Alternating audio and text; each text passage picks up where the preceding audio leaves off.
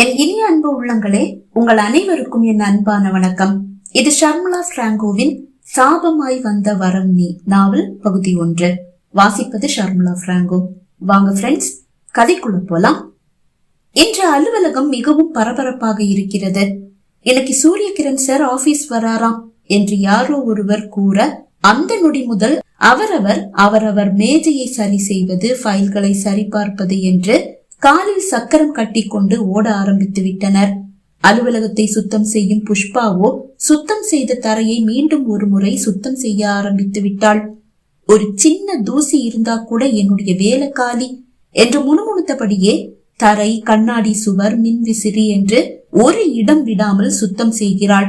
பொதுவாக சூரியகிரனின் அண்ணன் கிருஷ்ணகுமாரும் அவனது அப்பா சந்திரகாந்தும் தான் அலுவலகம் வருவார்கள். பெரிய அண்ணன் சுதர்ஷன் மும்பையில் இருக்கும் அலுவலகத்தை பார்த்துக் கொள்கிறான். குடும்பத்தோடு அவன் அங்குதான் வசிக்கிறான். கிருஷ்ணகுமாருக்கு இன்னும் 1 மாதத்தில் திருமணம் என்பதால் திருமண வேலைகள் காரணமாக அவனும் அவன் அப்பாவும் இனி அலுவலகம் வரப்போவதில்லை. சில மாதங்களுக்கு சூரியகிரண் தான் அலுவலகம் வருவான் என்ற ஒரு செய்தி அடிபட்டாலும் அது இப்போதுதான் உறுதியானது. சுதர்ஷனும் சரி, கிருஷ்ணகுமாரும் சரி மிகவும் மென்மையானவர்கள். அப்பாவும் அப்படிதான்.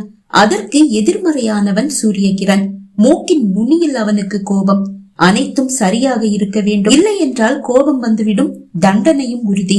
இதை எதையும் அறியாது பியூன் கதிர்வேலின் மகள் வைரா என்ன நடக்கிறது என்று அறியாது அவளது வேலையில் மூழ்கி இருந்தாள். அவள் அப்பாவுக்கு திடீரென ஒரு கை கால் செயல் இழந்துவிட குடும்ப வறுமையை எடுத்து சொல்லி மகள் வைராவுக்கு அவரது பியூன் வேலையை வாங்கி கொடுத்திருக்கிறார் அவளது அப்பா. கிருஷ்ணகுமாரையும் அப்பா சந்திரகாந்தையும் இந்த 1 மாதத்தில் நன்கு அறிந்து வைத்திருக்கும் வைராவுக்கு சூரியகிரண் பற்றி எதுவும் தெரியாது. இருந்த பரபரப்பில் அதை பற்றி ஒருவரிடமும் அவளும் கேட்கவில்லை, யாரும் அவளிடம் கூறவும் இல்லை. வைரா பற்றி இங்கு சொல்லியே ஆக வேண்டும். யாராவது அவளை பிடித்து ஒரு குச்சியை ஒடிப்பது போல் ஒடித்தால் 2ஆக ஒடிந்துவிடும் அளவு ஒல்லியான உடம்பு.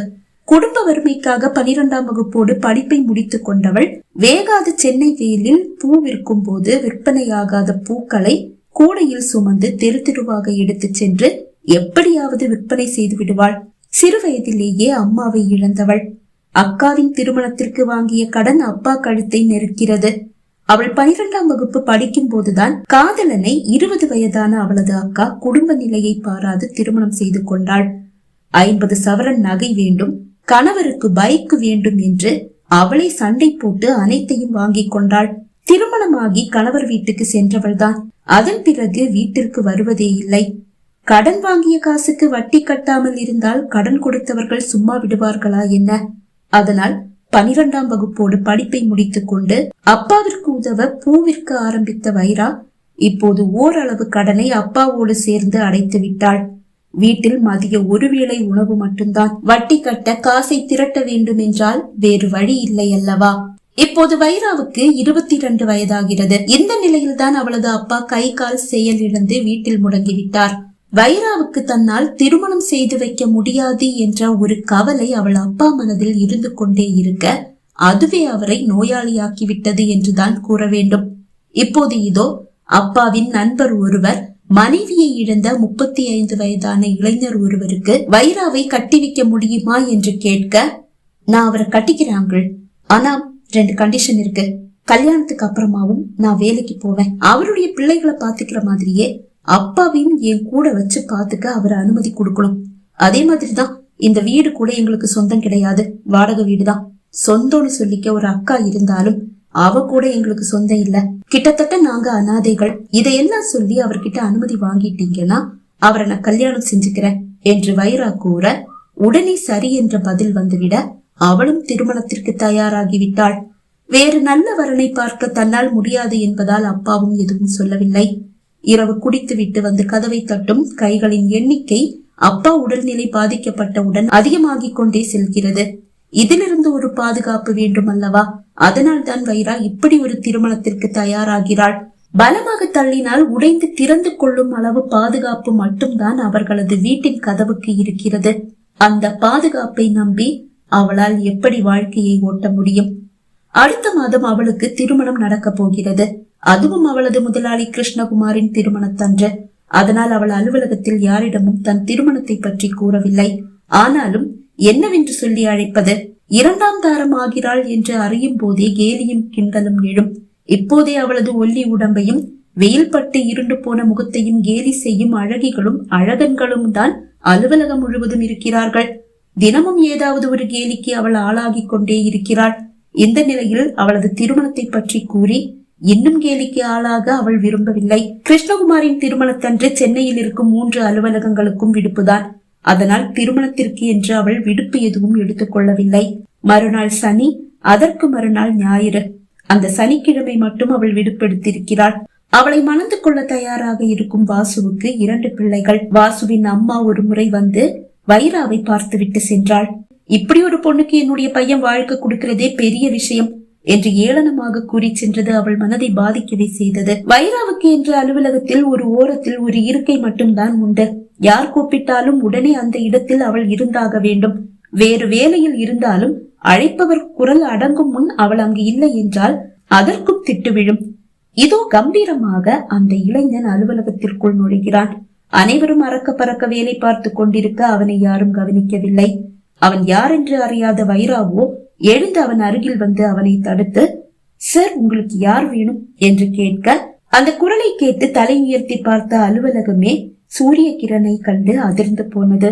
அவளையும் சூரிய கிரணையும் அவர்கள் மாறி மாறி பார்க்க சூரிய கிரணின் முகம் கோபத்தில் சிவந்தது. முதல்ல நீ யாருன்னு சொல்லு, கோபமாக அவன் கேட்க, நான் இங்க பியூனா வேலை பாக்குறேன் சார் என்றாள். பியூனா வேலை பாக்குறியா? அவன் புரியாமல் கேட்க அதற்குள் ஓடி வந்த ஒரு ஊழியர், சாரி சார், நம்ம பியூன் கதிர்வேலோட பொண்ணு, அவருக்கு உடம்பு முடியாம போனதால சந்திரகாந்த் சார் கிட்ட தன்னுடைய வேலையை தன்னுடைய மகளுக்கு கொடுக்க சொல்லி அவர் தான் ரிக்வெஸ்ட் பண்ணாரு. அப்பதான் இந்த பொண்ணுக்கு இந்த வேலையை கொடுத்தாரு என்று கூறிய அந்த ஊழியர், இவர் சந்திரகாந்த் சாருடைய 3வது பையன், தள்ளி நில்லு என்று கூற பயந்து போனவள் ஒரு ஓரமாக ஒதுங்கி நின்றாள். கோபமாக தன் அறைக்கு வந்தவன் வைராவை தான் முதலில் அறைக்கு அழைத்தான். அனுமதி பெற்று உள்ளே வந்தவளை கோபமாக பார்த்தவன், ஒரு ஆபீஸ்ல வேலை பார்க்கும் போது குறைந்தபட்சம் அந்த ஆபீஸ் உடைய உரிமையாளர்கள் யார் யாருன்னு தெரிஞ்சு வச்சுக்கணும், புரியுதா? சும்மா வர்றவங்களை எல்லாம் கை காட்டி நிப்பாட்டி கேள்வி கேட்க கூடாது. அவன் கோபமாக கூற, சாரி சார், யாரும் சொல்லல. அடுத்தவங்க மேல பழிய போடாதீங்க, இது உங்க தப்பு. நீங்க தான் எல்லாத்தையும் கேட்டு தெரிஞ்சு வச்சுக்கணும். எனக்கு இன்னொரு அண்ணன் இருக்காரு, பெரிய அண்ணன். அவர் மும்பைல வேலை பாக்குறாரு. அவர் பேரு சுதர்ஷன். அவர் வந்தா கூட நீங்க இதே மாதிரி தான் நிக்க வச்சு கேள்வி கேட்பீங்க போல.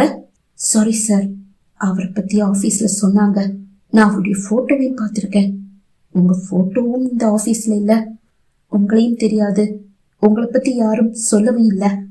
அவன் விழிகளில் கோபத்தின் அக்னி இன்னும் கொழுந்து விட்டு எரிய, அவுட் என்றான். வைரா வெளியே வந்து விட்டாள். அதன் பிறகு அறைக்குள் அழைக்கப்பட்டவர்கள் அனைவருக்கும் திட்டு விழுந்தது. வெளியே வந்தவர்கள் எல்லாம் வைராவை அழைத்து திட்டி தீர்த்தனர். இவளாலதான் சாருடைய மூடே மாறி போச்சு என்று அனைவரும் அவளை திட்ட, அமைதியாக அனைத்தையும் வாங்கி கொண்டவள் தன் வேலைகளை மிகவும் சிறப்பாக செய்து கொண்டிருக்க, அனைத்தையும் கவனித்துக் கொண்டிருந்த சூரிய கிரண் அறையிலிருந்து வெளியே வந்து வைராவை அழைத்து பாராட்டி விட்டு செல்ல அனைவருக்கும் அவள் மீது கோபம். அவளால் தான் தங்களுக்கு திட்டு விழுந்தது. ஆனால் சூரிய கிரணோ அவளை அழைத்து பாராட்டி செல்கிறான் என்ற கோபம். சூரிய கிரண் எளிதில் யாரையும் இப்படி பாராட்டுவதில்லை. அதனாலேயே சிலர் மனதில் பொறாமையும் கொழுந்து விட்டெறிந்தது. இவ பார்க்க அழகாவும் இல்ல, கவர்ச்சியாவும் இல்ல, இவ்வளவு போய் சார் கூப்பிட்டு பாராட்டிட்டு போறாரு என்று தங்களுக்குள் பேசியும் கொண்டனர். மாலை அலுவலகம் முடிந்து வெளியே 1-2 வேலைகளையும் முடித்துவிட்டு வீட்டிற்கு திரும்பிய சூரிய கிரண் பூக்கூடையை சுமந்து கொண்டு பூவிற்கும் வைராவை கண்டு அவள் அருகில் காரை கொண்டு வந்து நிறுத்தினான். நீ இந்த வேலையும் செய்றியா? வியப்போடு கேட்டான். ஆமா சார், இந்த வேலைதான் நான் முதல்ல பாத்துட்டு இருந்தேன். ஓ அப்படியா? என்ன படிச்சிருக்க? 12th sir. மேலையே படிக்கல? படிக்க முடியல சார். நீ நம்ம ஆபீஸ்ல வேலை பாக்குற, அதுல வர்ற சேலரி உங்களுடைய குடும்பத்துக்கு போதாதா? கடன் இருக்கு சார், அப்பா ட்ரீட்மெண்ட் இருக்கு. இப்படி வெயில்ல நடந்தா உடம்பு தேஞ்சு முகமும் இருண்டுதான் போகும். ஒரு கடையை வாடகைக்கு எடுத்து பூ விற்கலாமே. கடை இருக்கு சார், ஆனா எல்லா பூவும் கடையிலேயே விற்பனை ஆகாது. விற்பனை ஆகாத பூக்களை தான் இப்படி வெளியே எடுத்துட்டு வந்து விற்க வேண்டியதா இருக்கும். ஓ அப்படியா? ஓகே என்றவன் கிளம்பி விட்டான். என்னவென்று தெரியவில்லை. அன்று இரவு சூரிய கிரனுக்கு உறக்கமே வரவில்லை. அவன் கண் முன் வைராதான் வந்து நிற்கிறாள். இவளை இதற்கு முன் எங்கோ பார்த்திருக்கிறோம் என்று அவனுக்கு தோன்றுகிறது. ஆனால் எங்கு, எப்போது என்று நினைவு வரவில்லை.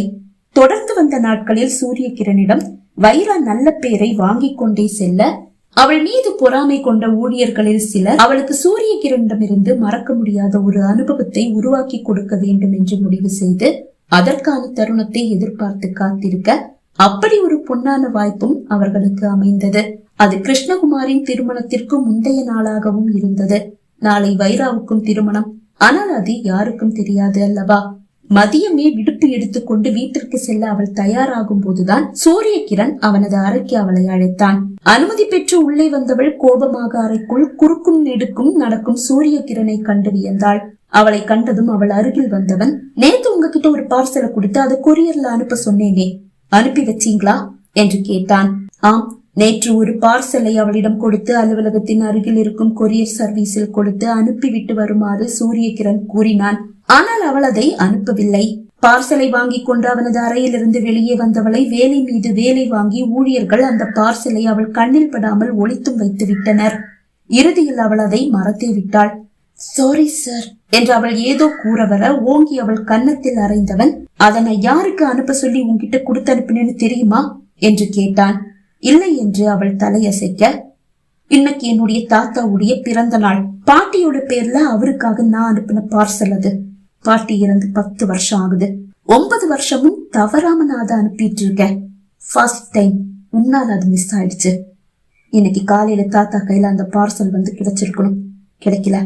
தாத்தா அதை எதிர்பார்த்து ஏமாந்து போகும்போது என் மனசு எவ்வளவு வேதனைப்பட்டிருக்கும்னு உனக்கு தெரியுமா? சார் சாரி, நான் மறந்துட்டேன். மறந்துட்டீங்களா? ஓகே, இன்னைக்கு வேலை முடிஞ்சு சாயந்தரம் நீங்க வீட்டுக்கு போக போறது இல்ல. விடிய விடிய நீங்க இங்க இந்த ஆபீஸ்ல ஏன் கூட வேலை பாக்குறீங்க. தூங்கவும் கூடாது. அப்பதான் இந்த மாதிரியான ஒரு தவற இனி உங்களுடைய வாழ்க்கையில நீங்க மறந்தும் செய்ய மாட்டீங்க. சார் நாளைக்கு என்னுடைய அவள் கூறி முடிக்கும் முன் கையை உயர்த்தி அவளை தடுத்தவன் அவுட் என்றான். அவனது எகிரிய அந்த குரலுக்கு பயந்து அவள் வெளியே வந்து விட்டாள்.